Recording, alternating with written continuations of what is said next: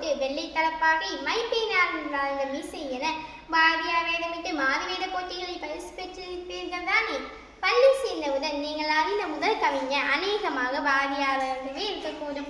ஓடி விளையாடு பாப்பா என்ற பாடலை அறியாத தமிழ் குழந்தைகள் இருப்பதற்கே வாய்ப்பில்லை. அதே போல் பாரதியாரின் புதிய ஆத்திச்சூடியான அச்சம் தவிர ஆண்மை தவறேன் என்று வரிகளை படித்திருக்கிறீர்கள் தானே. நல்லது. பாரதியார் பற்றி நீங்கள் அறிந்திராத செய்திகளை உங்களிடம் சொல்லப் போகிறேன். கேட்க தயாராக இருக்கிறீர்களா?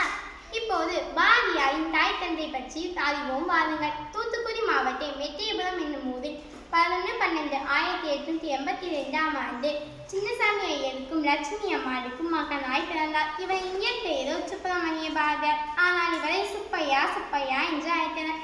நம் நாட்டை ஆண்ட ஆங்கிலேயர்களை மிக தீவிரமாக எதிர்த்தார் என்பதெல்லாம் நமக்கு தெரியும். அவர் அவ்வாறு ஆங்கிலேயர்களை மிக தீவிரமாக எதிர்ப்பதற்கு என்ன காரணம்?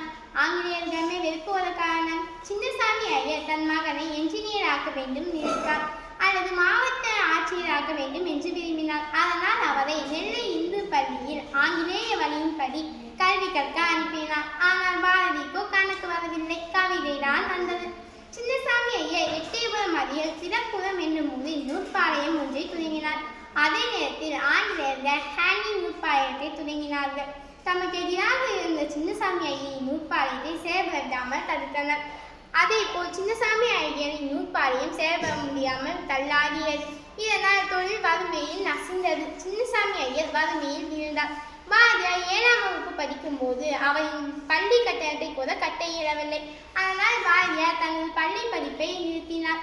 இதற்கு காரணம் ஆங்கிலேயர்கள். தனது தந்தையின் தொழில் முயற்சி எடுக்க விடாமல் தனது பள்ளி படிப்பை நிறுத்தியிருந்தால் பாரதியார் ஆங்கிலேயரை தனது விஷம் போல கற்க தொடங்கினார். அனைவருக்கும் நன்றி.